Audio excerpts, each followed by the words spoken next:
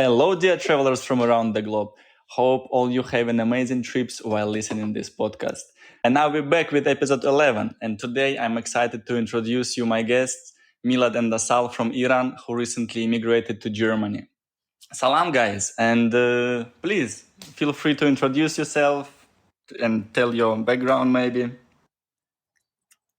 Salam everyone, this is Milad, and alongside my beautiful wife Asal, we've been living here in Berlin since February 2024. Talking a bit about myself, I'm an avid backpacker and hitchhiker. I've done a lot in Iran.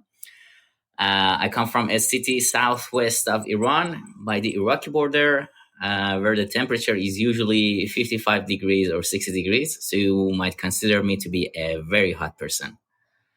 And now with that, I would hand over the mic to my wife. Hi everyone. My name is Asal. I come from Iran, like Milad. I've been living in Tabas and Tehran for around 28 years of my life, and I've started backpacking mostly around Iran about 10 years ago. So I've visited a lot of cities, villages, very far away towns, and I'm excited to share some of the stories with you. Sweet. Guys, I would like to start with the way how we met and this application, Couchsurfing. I know that you have over 100 reviews and it's clearly that you have a lot of meaningful connection and interesting stories. And I would like to ask you, in general, how your Couchsurfing story began and what motivated you to dive into this community? All right. So, as you know, we have two separate stories here. My story started when I was 18 in my hometown. I was looking for cool applications, what's happening around the world, what's what. Back then, Facebook was still a thing in Iran. So I got some links. I started studying and reading through. And one of the applications that was introduced to me that seemed really cool, had a really good function. And again, I'm telling you, it was back then where there was a new application coming out every day and people were actively looking for new applications. Couchsurfing came to my radar. I downloaded it. I wrote, I finished my profile, put some interesting pictures, and within the first 2 weeks, I had a guest from, if I'm not mistaken, Belgium or Netherlands. Yeah. So it was my first experience. I told my father, I was living back then with my father, hey, father, there's this person coming from Belgium to live with us. And, in Iran, we are very hospitable people. So it's very usual, very normal for us, for our friends or relatives, co-workers to come and stay at our home overnight. So I told my father, yeah, this is a person. I know him somehow because I had read his profile and he's coming. And my father was cool. So he came and stayed with us for, 2 nights, and I really enjoyed the experience. It started from there, and after a couple of guests, when I saw people hitchhiking all the way from Europe to Iran and from Iran to India, I got motivated to try it by myself. So one day during the heat of the summer, I borrowed a backpack from a friend of mine who had one. And I went to the last bus stop of the city, got out of the bus, and started pointing my finger towards the road that I wanted to go. And I can remember it. The weather was so hot that I could not use my phone because all of my body was so sweaty. It's I could not even use my fingers to unlock my phone. But it was there where my first truck driver picked me up, and yeah, my story started there.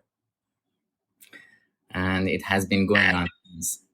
Mm-hmm. How about you?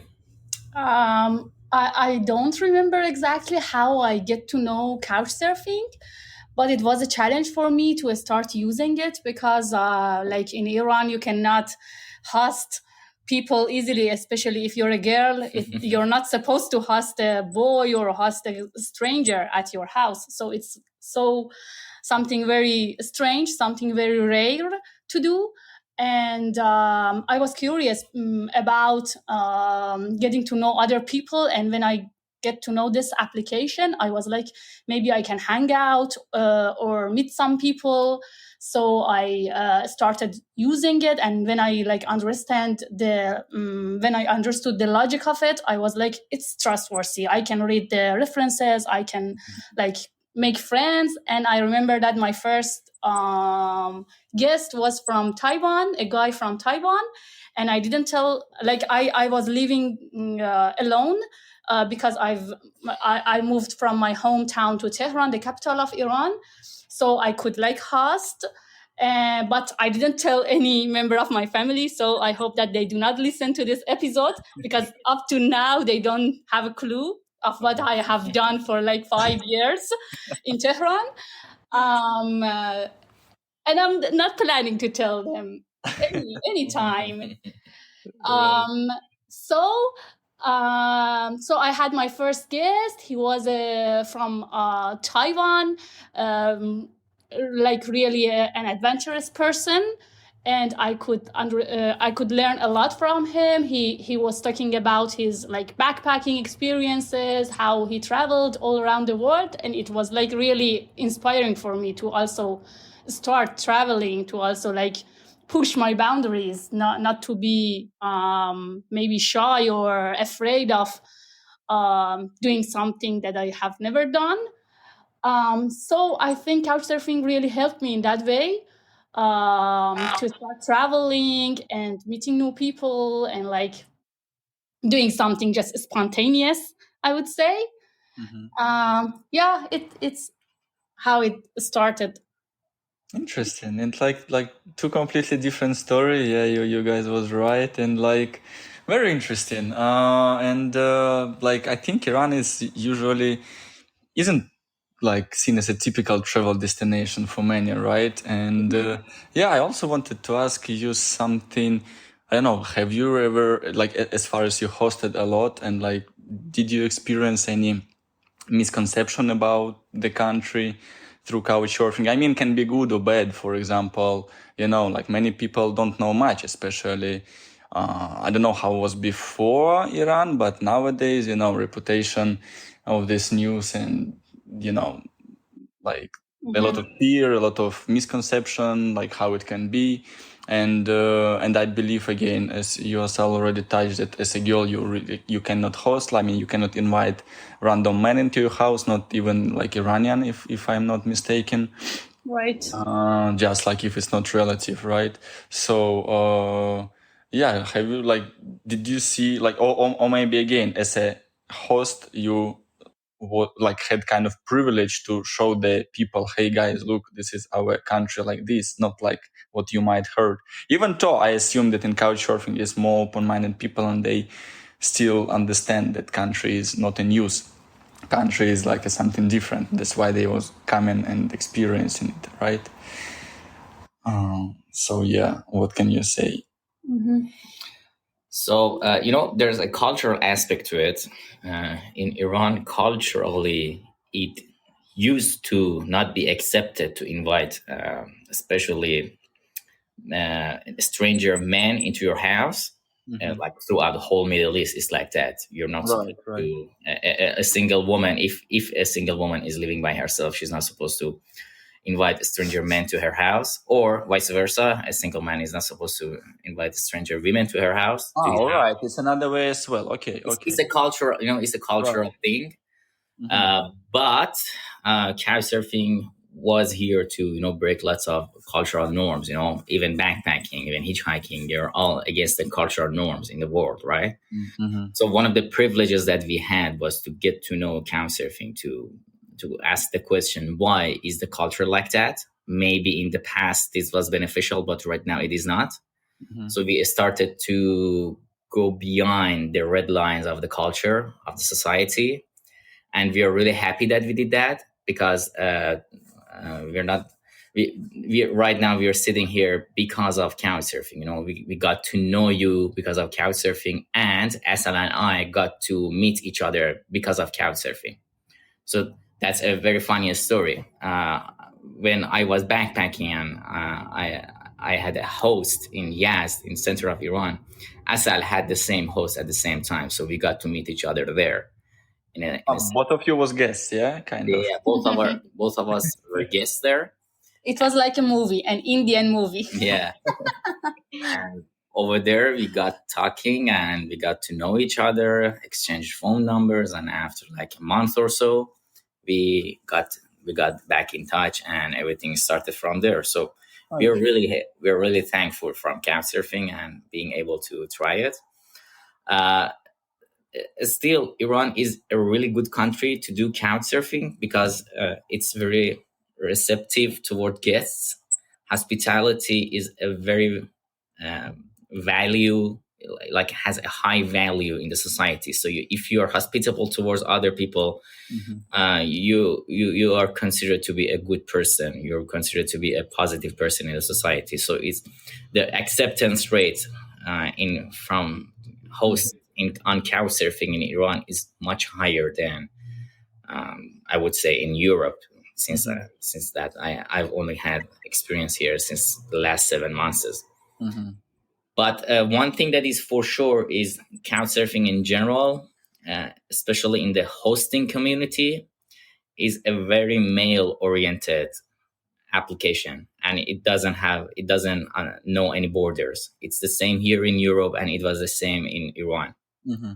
So throughout the experiences that we've had, maybe we've hosted 2, 3, or 4 women, and been hosted with only one woman so far. In Germany or in? It was in Turkey. In Turkey. It was in Turkey. It was a very lovely person. But for the rest of the times, usually the hosts have been men. Right. It's a very male oriented application. Yeah, I cannot agree more. Interesting. Yeah. Well, like, again, like I say, experienced host, maybe you have some like, memorable or like unexpected moments you had with guests, or also, we can also put it in the way, like vice versa, that you as a host, like how have these interactions with guests enrich your understanding of people from different cultures? Not only a guest understanding your culture, but you understanding the other people country, like people from, as you mentioned, Taiwan, Belgium. It's like completely different parts of the world, and yeah, how was that for you and how you enriched with this? That's a very good question. I'm thinking. One thing that I can say is I'm a very sociable person. So using Couchsurfing has allowed me to, go into the fabric of the lives of the local people wherever I travel. So I'm sure my travel experience would have been way different if I didn't stay with you in Pretzlau. It would have been like a show, you just go to the city, stay at a hotel, you see people from behind the window, or you go to sites to visit the sites or to touristic destinations, and again you're seeing a show of how culture is from there. But in order to get to feel the culture, you need to stay with the people. So especially one of the funny experiences we had, again, back in Iran, it was in south of Iran. And, Iran is a very diverse country. So you could live in it and after 60 years still see something that is very new cultural-wise to you that you have never experienced or heard of. So we managed to participate in a wedding, actually, when we were in the south of Iran. And this wedding was so odd and so new to us that we could not understand any part of it. So, and like it was in Iran, but the wedding was held for 3 nights. One night was the Indian theme. The second night was African theme. And the third night was Arabic theme. So nothing actually Persian was in it. And everything was new to us. And we would have ever thought that such routines, such practices exist in Iran. And if we didn't use Couchsurfing over there, we wouldn't have been able to see something like that. We would just pass through that town. Mm-hmm. Nice. I'm gonna also jump in and add some maybe memories from my couchsurfing experiences. So I've hosted mostly I've hosted girls, I would say, or families, but also some men. If it happens to if they sent me a request and they were trustworthy for me, why not? I would host them. So I remember one time I hosted someone from Europe. I'm not gonna say the name of the country because I'm gonna talk behind their back. But I hosted someone from Europe, and I had this idea of European people are so open-minded. They are so trustworthy and everything. So nothing's gonna he had actually a few maybe 10 or 15 references, good references. So I was like, it's okay. And I had my friends with me. I had a roommate back then, and so it was okay for me to host this person. And when this person came to my house, I saw that he's different from what I always imagined about Iranian, European societies. So I thought he would be so, I don't know, safe. I don't know what would be a good word here, but maybe safe, very open to discussions, very know what is couchsurfing about, and he wouldn't expect different things I don't know, to prepare food, to prepare everything for the guests, because in couchsurfing you do not need to do those things. You just want to meet people, you just want to get to know people, you don't have any expectation from people. But he wasn't like that. He was from the first moment he was like, I need vitamin, could you please give me fruits? And I was like, okay. Actually, Iranian people, because we are very hospitable and we like cooking, we like gathering together, eating, drinking. I had prepared some food, some fruits and everything, but it was so shocking for me that he has such an attitude. And then I'm gonna add also this funny part. He went to take a shower, and then he came out naked, to go to his room, not to come to to the whole building, but just to go to his room. But it was again strange for me. I was like, what the fuck, man? Have some, I don't know, respect.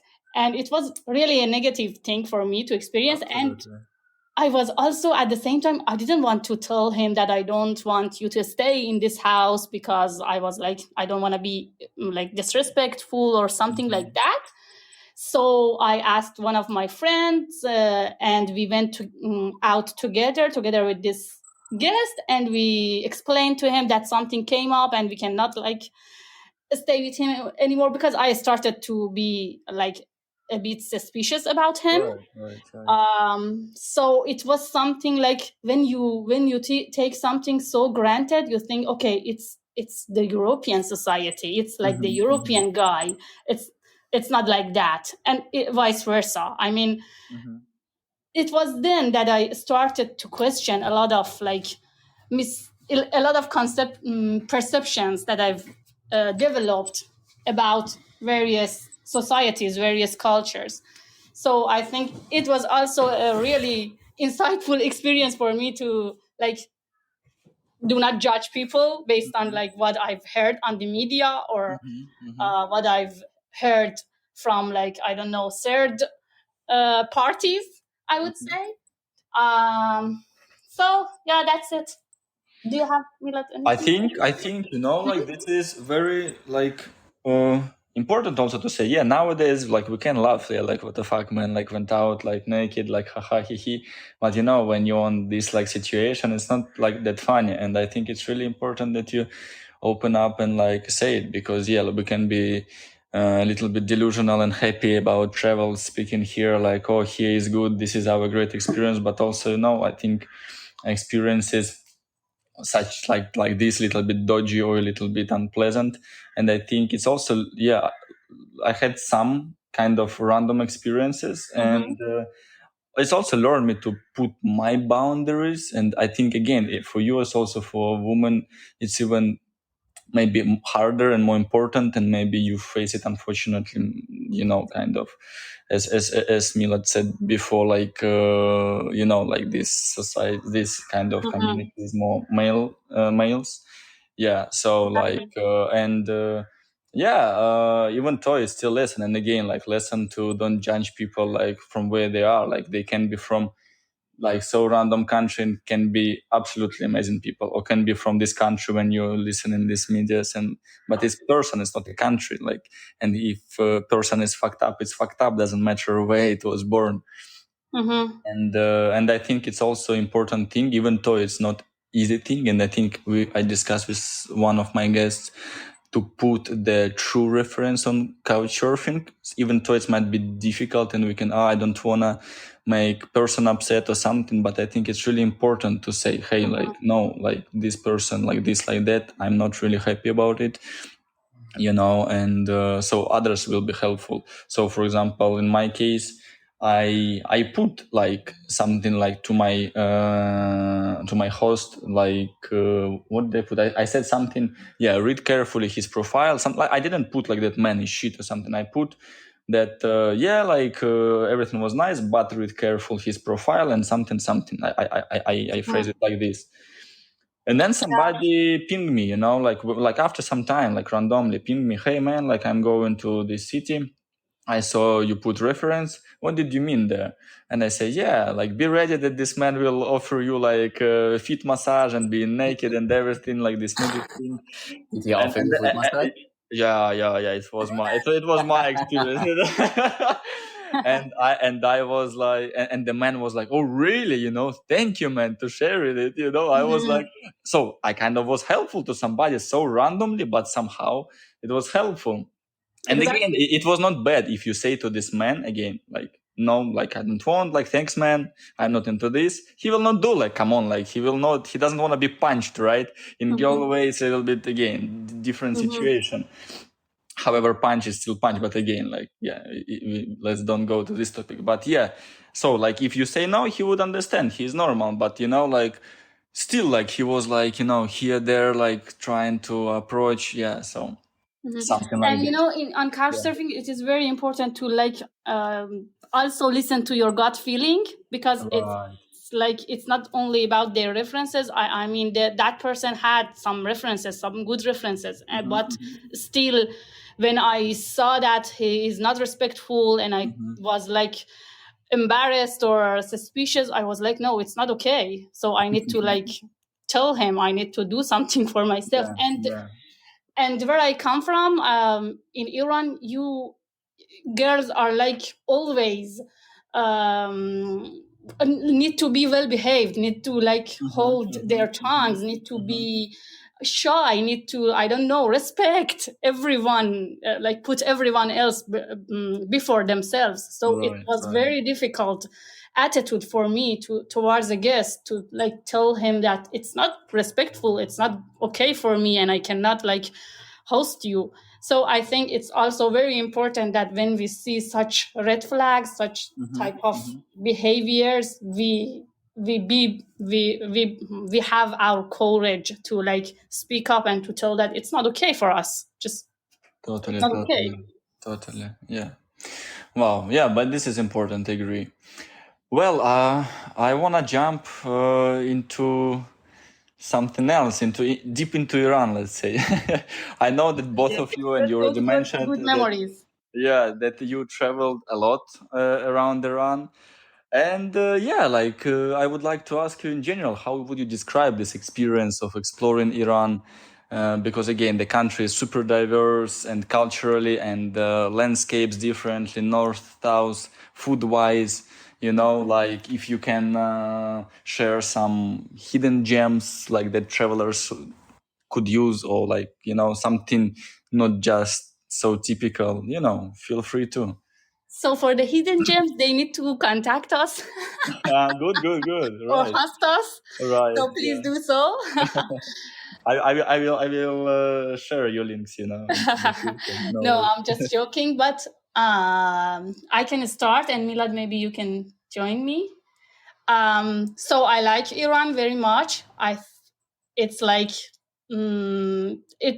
I haven't been to so many countries, but from what I've heard from my couchsurfing guests and from what I also experienced firsthand, the people are amazing and the culture is so diverse that you cannot bore when you are there. So for me, the cultural aspects and the chance to meet so many different ethnicities living together, celebrating their traditions. I don't know, even their the ones that we would think that what a bizarre way, or what a strange tradition. I think everything. I love everything about those tiny cultural aspects.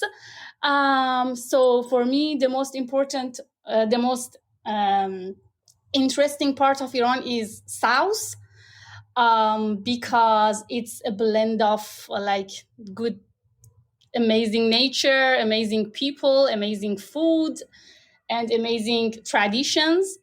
And I myself have some origins from south of Iran, Baluchistan, the border to Pakistan.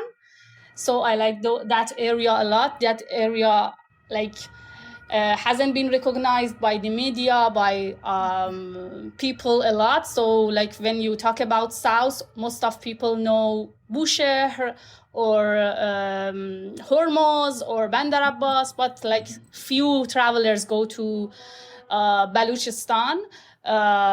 So I would definitely recommend people to go there and like have some food, have some drinks like chai, sheer chai. Actually, the name of it is sheer chai.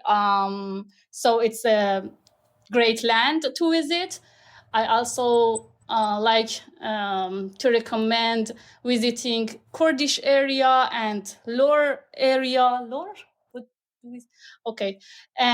Because those areas are very rich in terms of waterfalls, greenlands, mountains. Also, you can find amazing people who are away from social media, from like, I don't know, anything, I would say technology related. So you can go to these pure villages, spend some time there, camp wherever you want, and have like a great chill time. So these are the highlights of Iran for me. Beautiful. Yeah, one thing I would add is an experience that I've seen in Iran, but I have not seen in many other countries. I would not say it's unique; it doesn't exist, but I would say it's really hard to come by, which is the migration of nomadic people.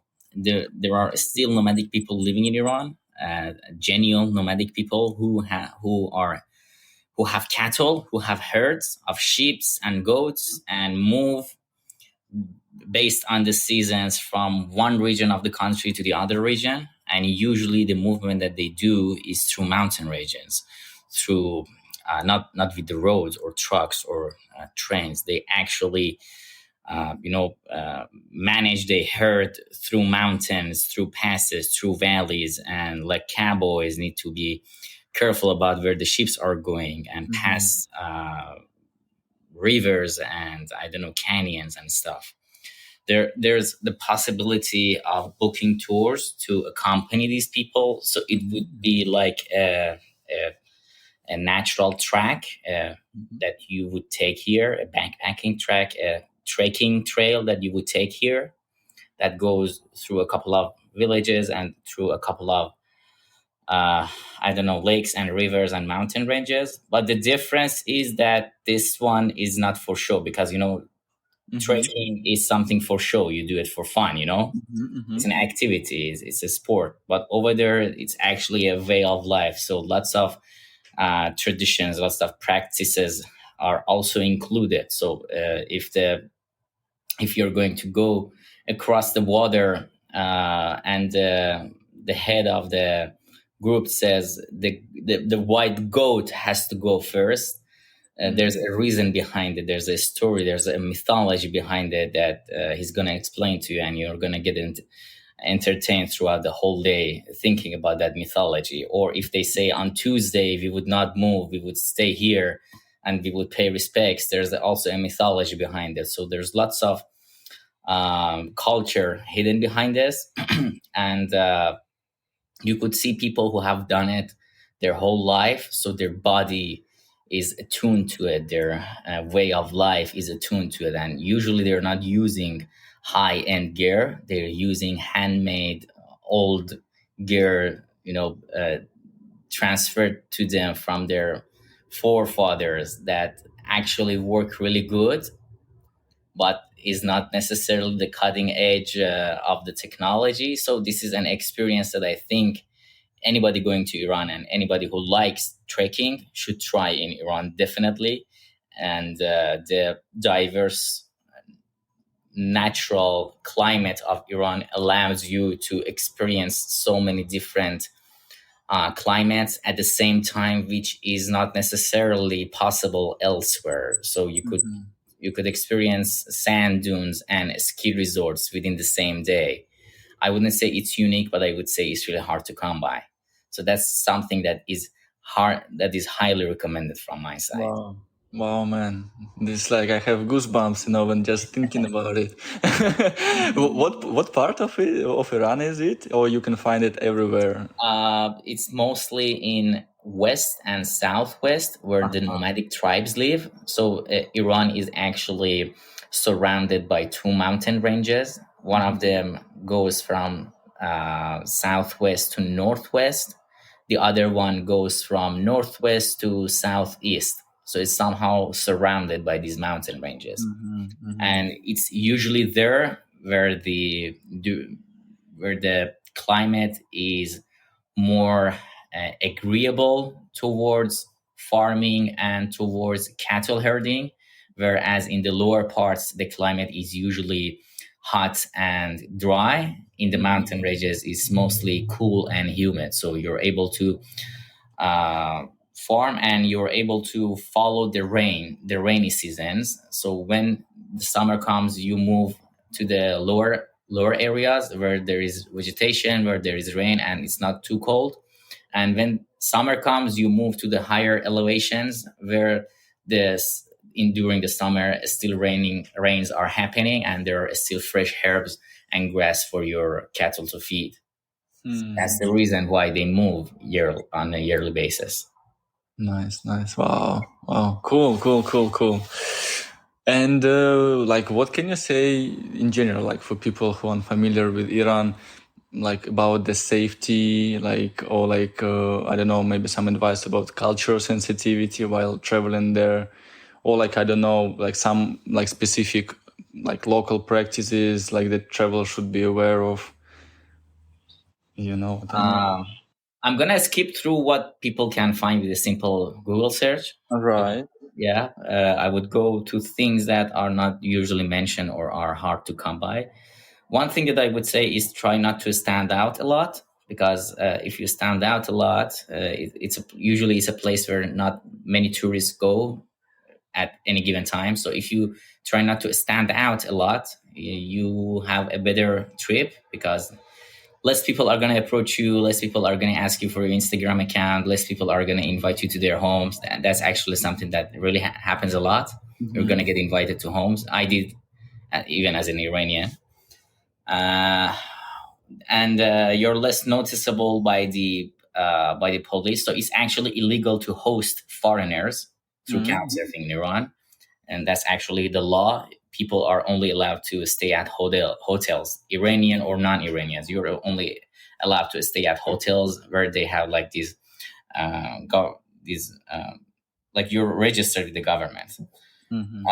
So if you plan to use Couchsurfing, do not mention it at the border when you're getting your passport checked. And even if ever you're stopped by the police and they want to check your passport, Don't mention that you're staying with a host. Man, just have the name of a hotel in mind. Usually, Azadi is a very common hotel name in Iran. Just tell them that you're staying at Azadi Hotel, and you will be okay. Yeah, because almost every city has an Azadi Hotel.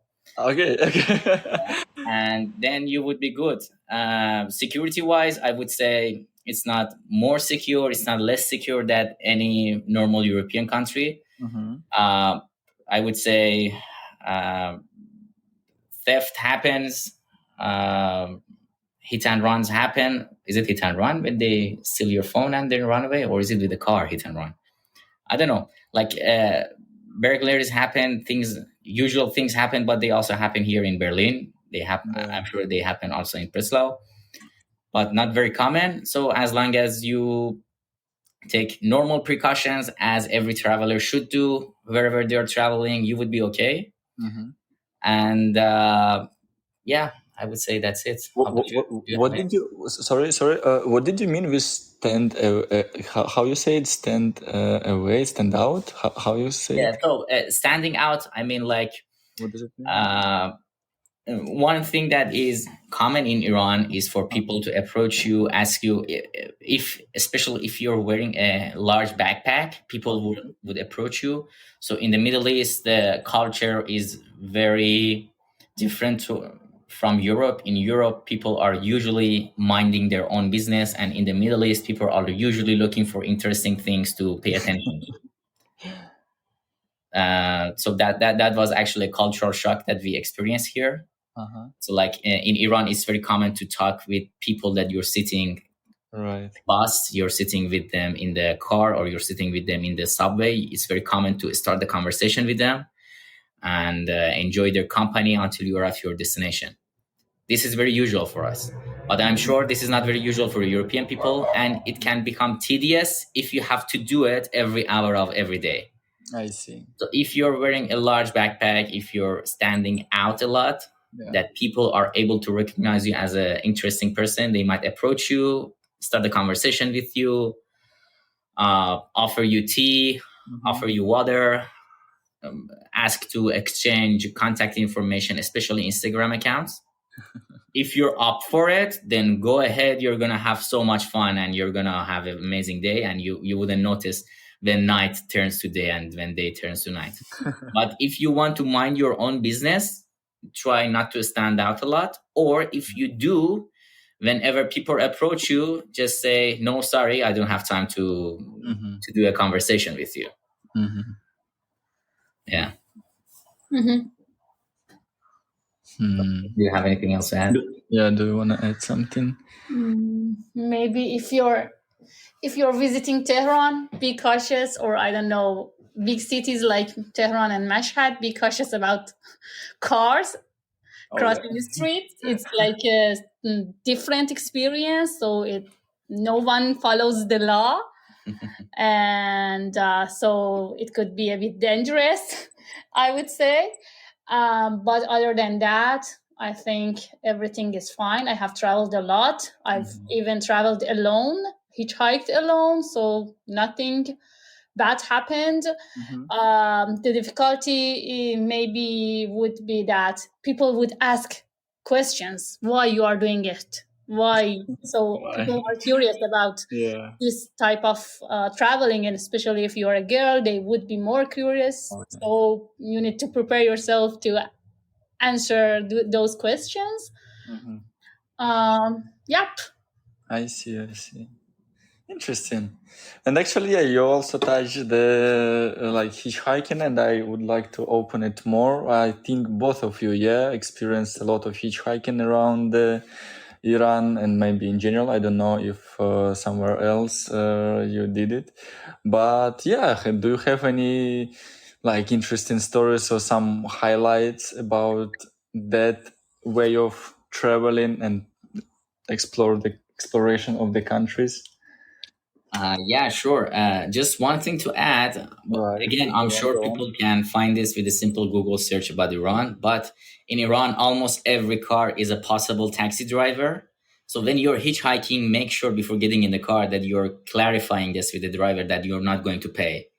But almost every driver is a taxi driver. Like it's allowed It's for their second job. No, it's allowed for you to pick up people from alongside the road and take them somewhere close to your destination and receive some money, so you would be able to cover gas prices.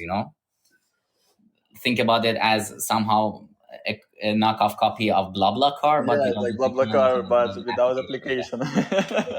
So make sure that you clarify with the driver beforehand that you're not going to pay. Or by default, they think they're just getting a passenger in their car and they're going to charge money for it. So yeah. Do you have any stories? Yeah, I have a lot of stories about truck drivers approaching me. Oh yeah, this is classic. I was hoping he's gonna open up. No, I'm pretty open about it. I know. How is your mustache story? Yeah. I know there's a certain percentage of people that,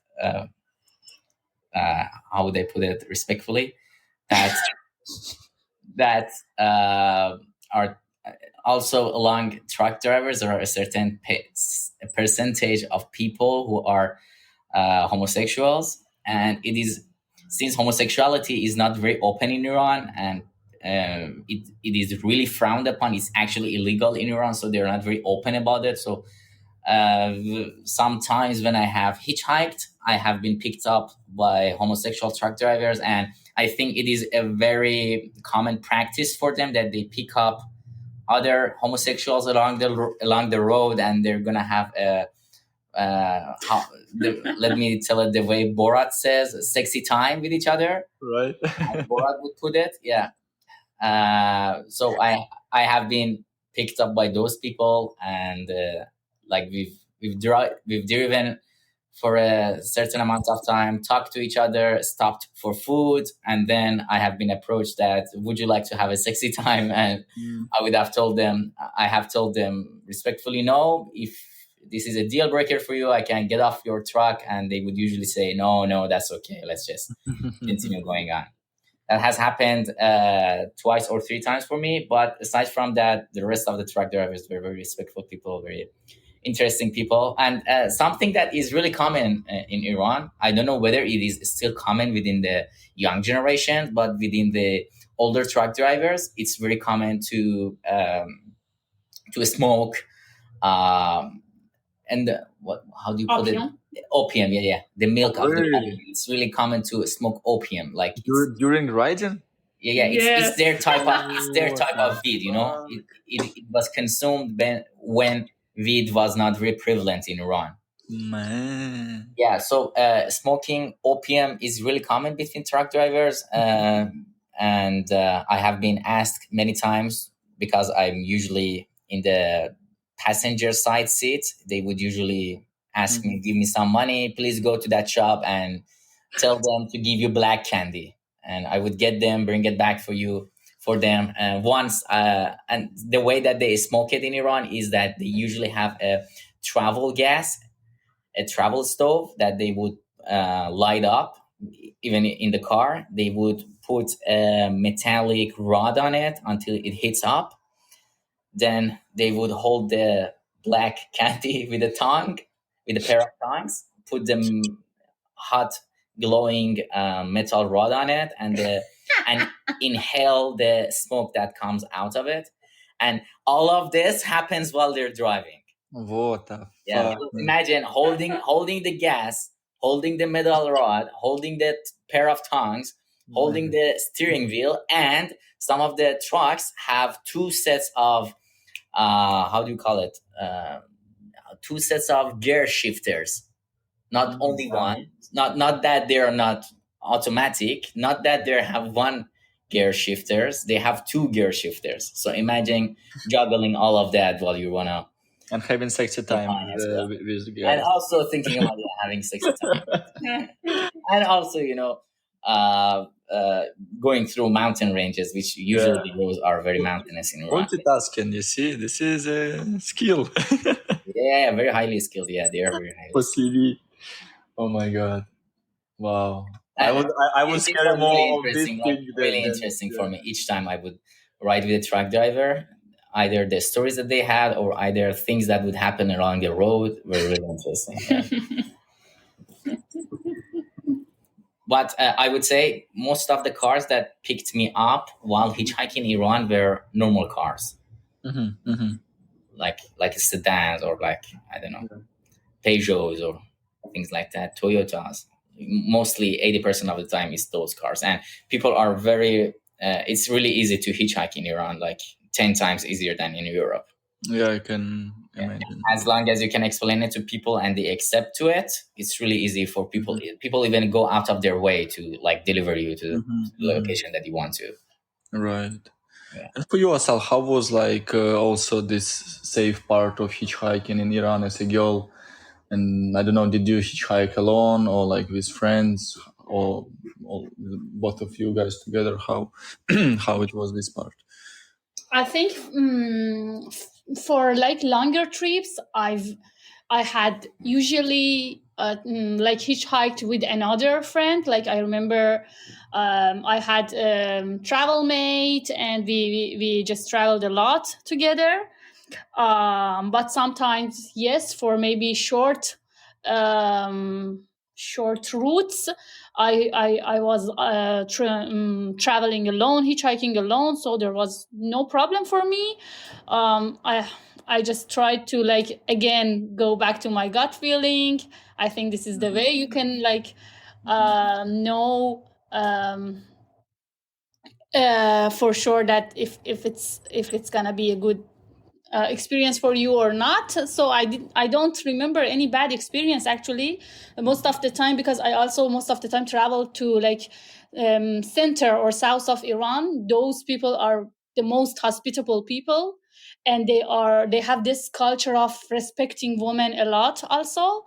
So when they see you, they wanna like help you. They wanna go out of their way to help you. So I don't remember anything negative. I would say maybe something about opium. I also remember because like I was camping in south of Iran, in Balochistan that I told you about. So in this city called Chabahar with two other friends. And and we had another friend coming to join us for that night to camp together. And that person has hitchhiked from a city like for 4 hours to where we were camping. And that person hitchhiked with a truck driver who was using opium. So he was like, when he arrived, he told us that he was like using it, talking the whole time and everything. So we were joking about it, and we camped and we have had our dinner and everything. And then like it was around 12 at night, the rain started, and it was a heavy rain. When there's a rain in like south of Iran, it can be like a flood. Yeah, so for example, our tents were completely wet, and we didn't know anyone in the town but that truck driver. So we were like, okay, what should we do? We don't have any choice. We were completely wet, and the rain was like terrible. So he decided to call that person, because he insisted to my friend that if you had any problem, if you wanted like any help, just call me. So he had called him, and he came and picked us up. So like we were 4, we went to his house, and he started to use opium again. And he was like starting to ask us to do the homework. Like, Oh my for God. example, please wash my dishes. Oh my God. Actually, it was so funny. So we had to like wash a pile of dirty dishes for him. We couldn't sleep the whole night. We weren't so sure about him being okay. Yeah. But it was just like, because we were together, like we were safe and everything.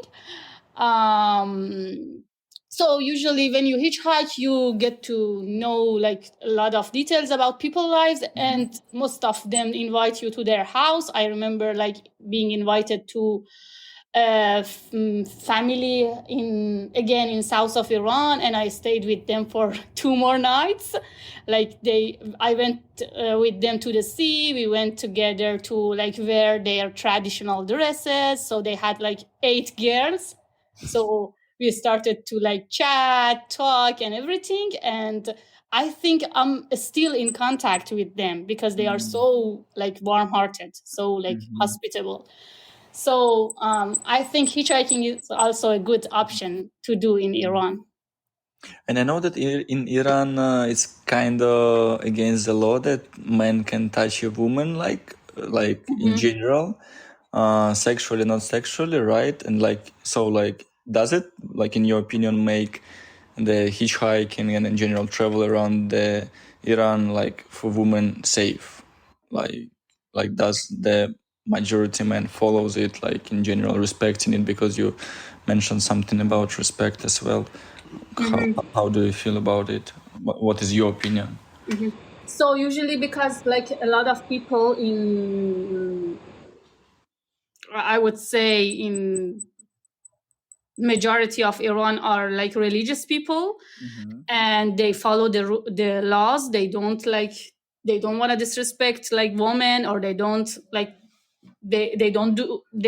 act in such a way. So I would say I didn't have any bad experience or anything that like I don't remember anything that like a man would want to, I don't know, touch or approach me or any of my friends. Like sometimes they might like not, I'm not talking about like my hitchhiking experience, only the whole traveling. So sometimes you might encounter people who are disrespectful, or who wants to like, they want your number, they want to talk to you, they want to, I don't know, joke around and everything. These people exist, and they are also like on our ways if we travel everywhere. I wouldn't say that like in Iran there are a lot of people like that. So I think most of people, because family is a very important thing in Iran, and like a lot of people are like, we need to, how do you say namus? I want to talk about namus. I don't know what. I don't think the concept exists in English. So there's this concept of treating women as your Sister, no? not something like sister, something holy. Okay, holy. Like Okay. it's the same concept as honor, Right? Yes. Somehow, yeah. But the honor that refers only So, for example, to the female population of the country. So if you are an honorable person, you would think as other people's sisters and mothers as your own. If you are an honorable person, yeah. Holy moly, this sounds beautiful, man. Yes, they have this attitude. We have this in our culture. So, like, for example, if they see a woman, they are like, we need to help her, we need to protect her, because this person is our honor. This person is our, like, something holy, something like that. So I think for this reason also, men are not very like, what do you want to say? Intruding, like intrusive. Am I using the right verb? I don't know. Okay, I don't know. Yeah. So Well, I'm this looking is some definitely words. something what Western men should learn, you know. Should take from the culture, I believe, you know. Well, Yes. anyway. Also, you have traveled to Iran. How do you feel about this topic? I mean, how did you see Iran in terms of like safety, or like treating women? Well, yeah, personally, me, for me, totally fine, like I'm telling to everybody who is asking me about safety, about things that like, even me, being honest, look, like my partner is from Iran and I was have concern because we cannot like legally like show our love, right?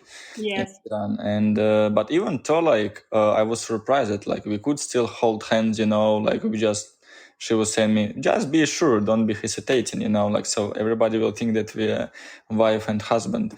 And I was like, okay, so it kind of helped. And I was expecting a little bit worse. I was expecting maybe like, yeah, this police, this like hijab, these things here, there. It's all exists, but I didn't feel, bad from them or looking, even though like I was like trying to observe how they behave here, there, like, but again, like it's different. I don't live. I was just travel. And as a traveler, I think I totally agree with your words. And I totally, you know, had the same experience that I felt safe in situations. I didn't feel that anybody wanted to scam me. For example, comparison to Jordan when I've been, just like, to compare, it doesn't, not really saying bad about Jordan. But in Jordan, it's really touristic oriented and everybody want like put in the price 10 times more than it is because they see that you are like foreigner. And even when my Jordanian friend, because it was tactic like this, they go negotiate, then I come to choose. And when they did like this and I come to choose, seller was really unhappy, like really mad, like, man, like you bring a tourist, like this price should be different, but I had the local price, So in Iran, I didn't experience such a thing, That's good. And So also I didn't feel about that the like I'm a, like, as a golden boy who is like have, all money of the world and paying for everything. Yeah. And safety wise the same. Yeah. very good, very good. And also about like the being like traveling as a couple.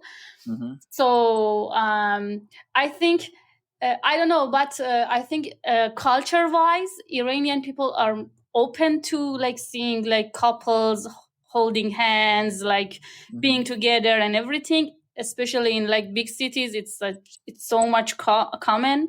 For example, I've traveled to Iraq, and like in Iraq, you do not see many women outside, like. Okay. Or for example, in cafes, in restaurants, in public places, like those type of areas, you cannot see a lot of young couples, like people dating. You cannot see people dating. But in like Tehran, everywhere you are seeing like some people, I don't know, even kissing on the streets. So I think culture wise, Iran is changing, and Iran is, I would say, not that much conservative that the government tries to like portrays it. Totally. People wise, totally not. Yeah, like government Exactly. different, but people wise, I totally agree. And especially young people, even like middle-aged people, I would say, yeah. But all people, they already chill. They already not into this. They already like, I felt this way. They kind of following this. They kind of believe and they like this, but they kind of much, they don't have, they don't mind much, So yeah, interesting. And I know, like, and also in the beginning, I mentioned you had another journey, and I would like to touch it here. And the journey is your immigration from Iran to Germany, because it's really a huge journey, significant, not only physically, but emotionally and culturally, And if you can share some, I don't know, steps of your journey to Germany and what challenges or surprises you had like on your way. Yeah, I know that it's not easy for Iranians, but yeah, if you can. Yeah, sure. So I guess nowadays everybody's looking for better life opportunities. I mean, like yourself, you moved to Poland, and the same for us. We were looking for better opportunities, and with the political climate that already exists in Iran, there's not much room to grow, or growing takes much more energy than it does, for example, in a stable country as Germany. So the type of people that we are, we are always looking for new challenges. So my wife decided to continue her studies in the field that she was working. And this field doesn't exist in Iran yet because it's a really new field, digital marketing. So we decided to look for study opportunities elsewhere, get our minds off work and off the current problems that exist, as you can read in the news regarding Iran. We compared a couple of countries. We compared Canada, France, Italy, at some point Netherlands, but we decided on Germany for some reasons. Of course, the economy is better here. The job opportunities are way better here. There's a large Iranian community already living here. Mm-hmm. And it was, I guess, a 6-month process for us from applying and getting the acceptance from the university to getting the appointments and translating our documents and saying goodbye to the family and everything. Yeah, maybe more than 6 months, like 8 months or so. Yeah. So far, we are happy to be here. We have a lot more travel opportunities here, since with the Iranian passport, it's really hard to get into other countries, except for a handful of countries. But while we were staying here, we have more opportunities. Actually, next week, not next week, this weekend, we're starting our first round Germany trip for 2 weeks. So shout out to anybody from Couchsurfing community that wants to host us. Yeah, send us a message and invite us to your city. We might come and stop by. Yeah. And so we're hoping we have a very good year full of travel ahead.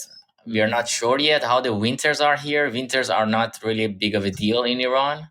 No, but from what I understand, it's like the main deal in Europe is the winter. Yeah. Well, somehow. Not about even cold, let me say you like this, but more about the lack of sun. Cold is whatever. Like if you have sun, you go out. You cold, not cold, you good. You can put clothes. But like if there is no sun, there is no mood. There is depression, seasonal. Anyway, you will see. I guess why people don't want to start conversations in the bus then. Yeah. And then when you're warm, then But also, if like practically speaking, maybe like it's maybe information more for Iranians, like what you can advise or say, like how, or maybe even from other people from like difficult, like exit countries, how to put it. Like kind of what maybe steps or kind of how they can simplify their process. I know that it's a long way, like you research several countries and so on. So maybe some highlights you already have and you would like to, like other people would be good if they would know it before. Yeah. I would say choose Germany if you want a really good and robust social security. And people in Iran are usually living in a very, how would I put it? In a turmoil. You're not really sure about what's going to happen tomorrow. So having a good social security system allows you to chill and not to worry all the time. So if you want a really robust social security, definitely choose Germany.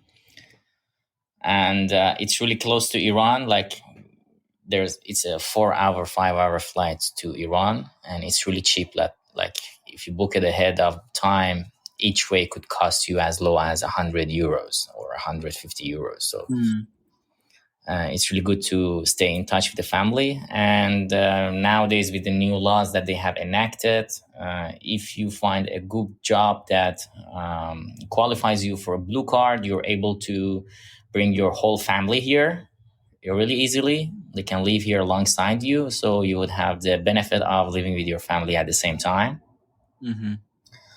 The downside would be, I would say, the weather, the tax cuts, and generally the common the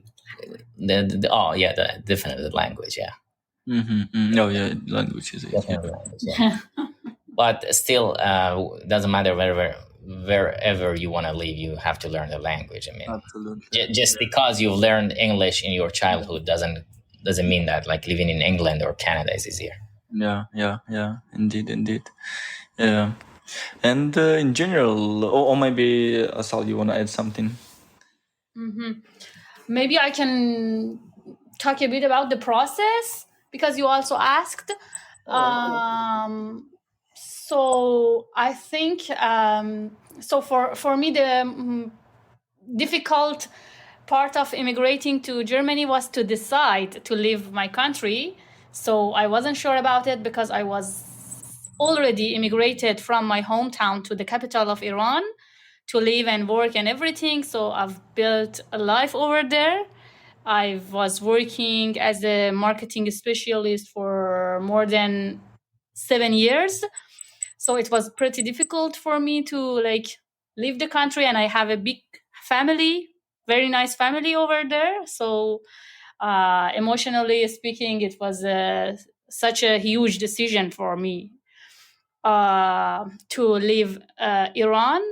But as Milad said, we had like enough motivations as well to like change our lives, to improve our lives, I would say. And now that we are here, I think from the first weeks that we have arrived in Germany, I could feel really a good state of mind because you're not worrying all the time about tiniest things. You wanna, I don't know, book something, you wanna buy something, you wanna have a trip. Anything is like a bit difficult in Iran, but here you can plan over beforehand. You have hope. I think when you come out of Iran, you start to have hope.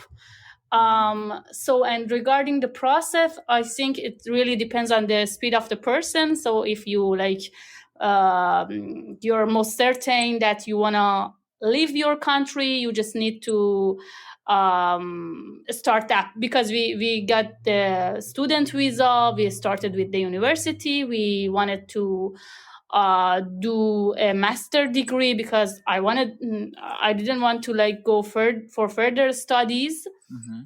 So it's very easy. There are a lot of like university portals that someone can find using the internet, using ChatGPT and everything.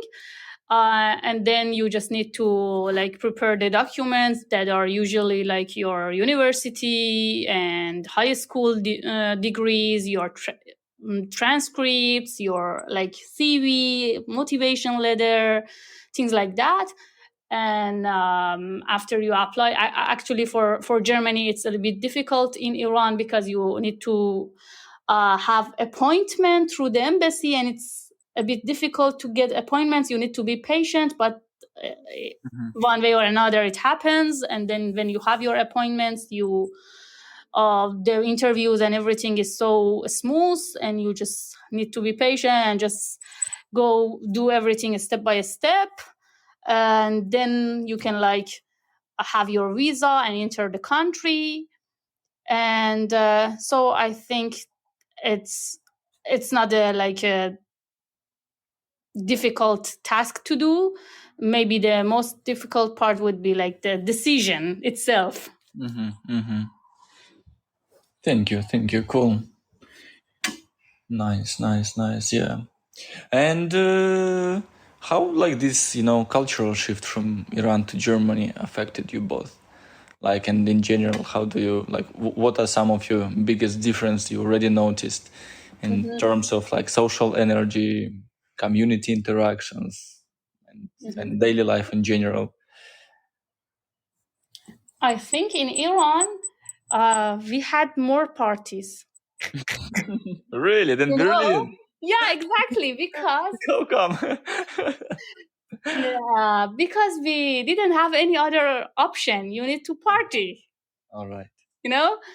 But I mean, like when you immigrate, you need to take the handle of a lot of things. You need to go to a lot of offices, like register yourself with official, I don't know, authorities and everything. So you have a lot of things to do after you enter a new country.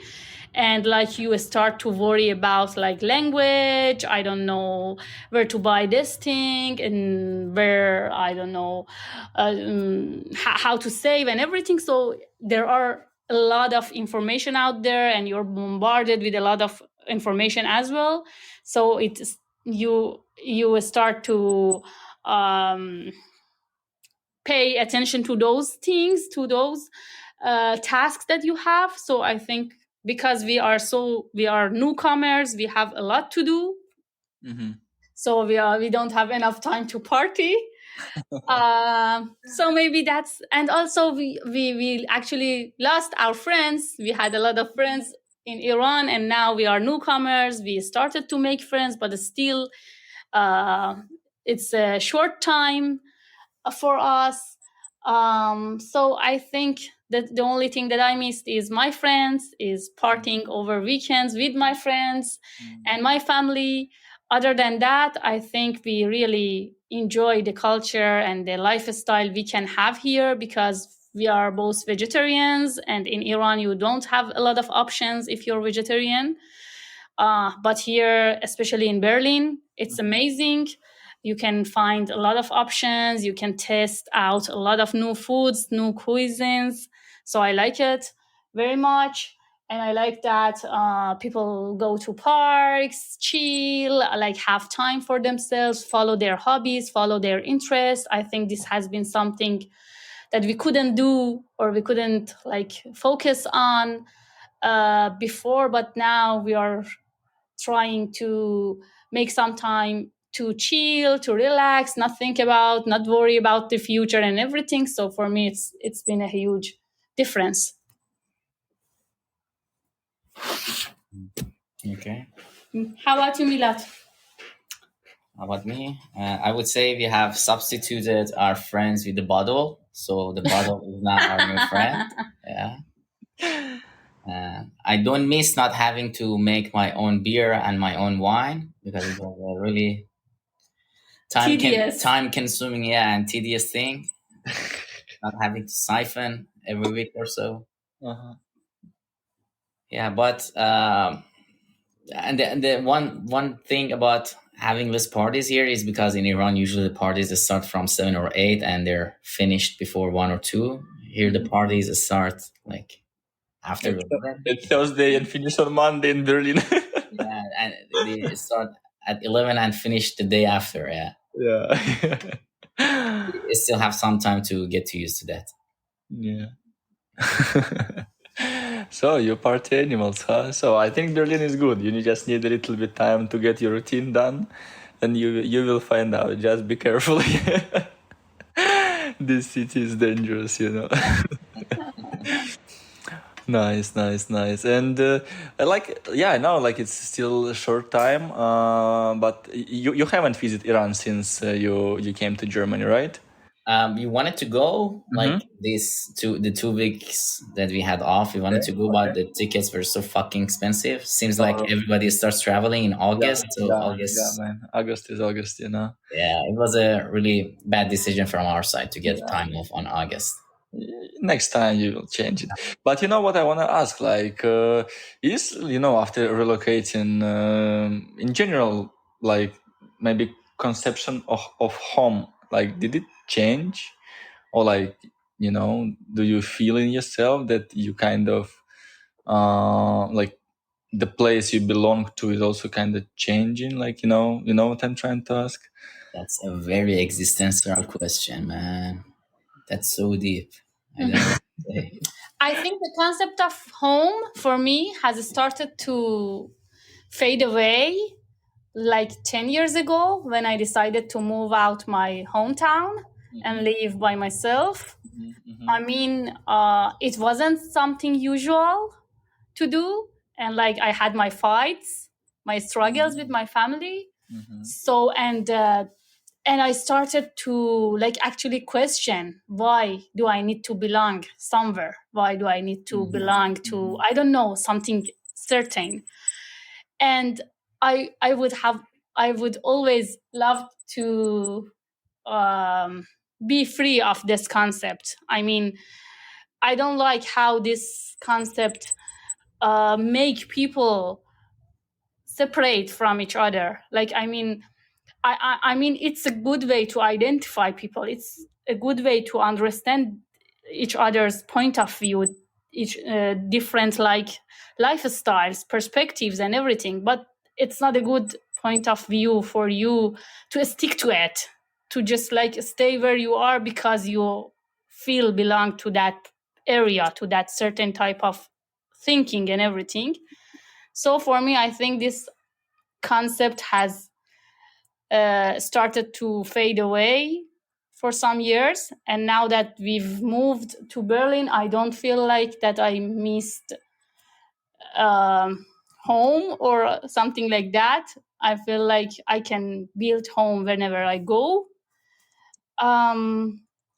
So but I'm curious to know Milad's answer. I don't know, man. What is home? Home is where you're with your family. I'm with my family right now, and I'm having plans for the future.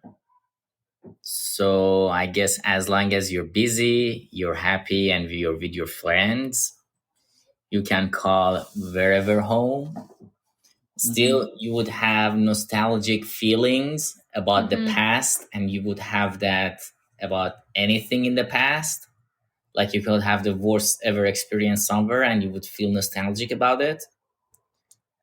But as long as I think you try to look at the positive sides of each experience while staying realistic, so you don't glorify your past and you don't condemn your present, that everything that's happening right now is bad and everything that was from back home was great, you wouldn't have a bad time anywhere. You could call everywhere home. And I wouldn't I'm really against the feeling that you need to belong somewhere and start glorifying that location.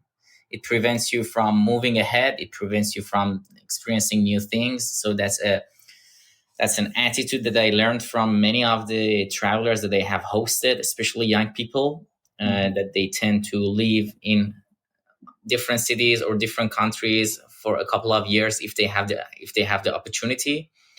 That's something that I really believe in, that you need to allow yourself to experience everything, try new things, and change your life. Don't keep your life the same. Don't get me wrong, there's nothing bad about staying at one location and living there and being in the same place for 50 years. But I would say if it prevents you from doing the other thing, which is moving around every couple of years, like you want to do that, but this way of life prevents you from that, this is the bad thing. But either type of way of living, I wouldn't say is bad. And I wouldn't say that right now we are home. I wouldn't say we are not home. Like Berlin could be our home for a couple of years. Maybe after that, after once my wife has finished her studies, maybe we move out to another city. Maybe we don't. I don't know. But I think we're open towards it. Got it. Oh, guys, cool. Really enjoying conversation, and like really thank you for joining us today. Just would like, to ask, like in general, what message or piece of advice would you like maybe to share with the listeners, especially, those who consider a major life-changing or adventure? That's a good question. As a person, the best memories I have is the memories of my travels.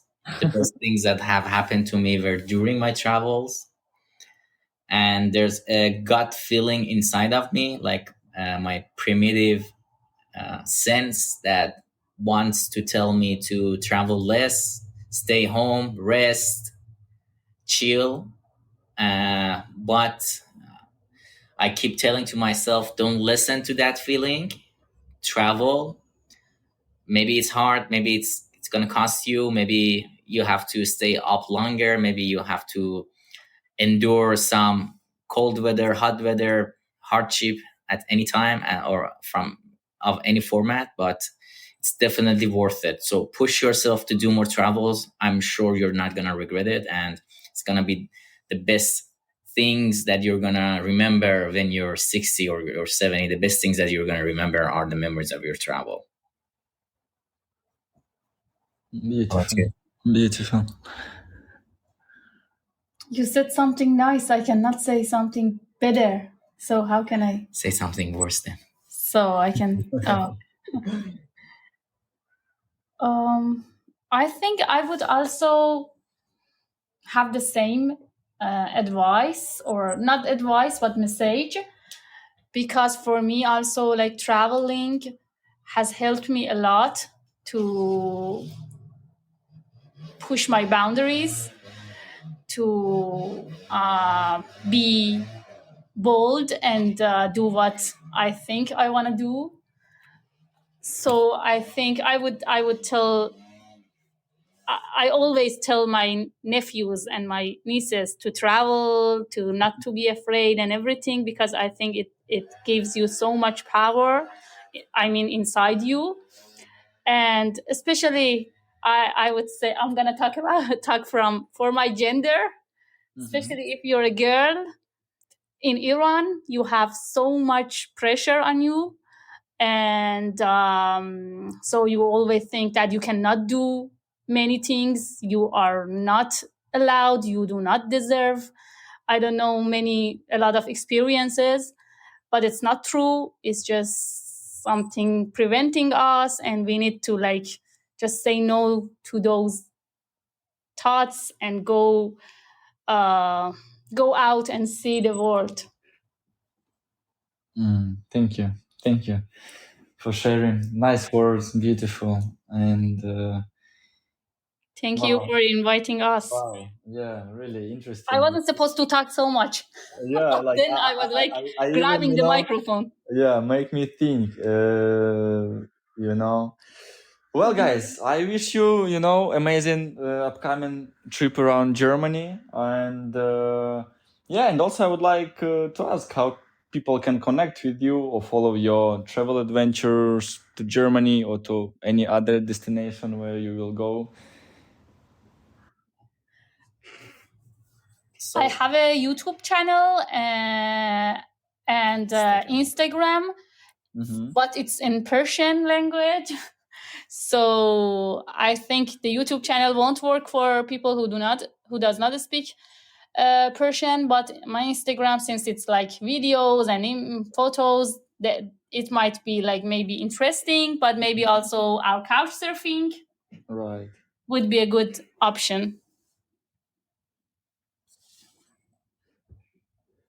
Cool. Yeah, I will definitely add it in description and to the podcast. And yeah, many thanks. And high five to you. Many hugs, and thanks all for listening, and see you next episodes. Maybe the next time we see each other is in the sky. Right? Oh man, you know what you're talking about. Good one. All right. Yeah, I paused. I don't know how it will go, but I think when we finish, it's go like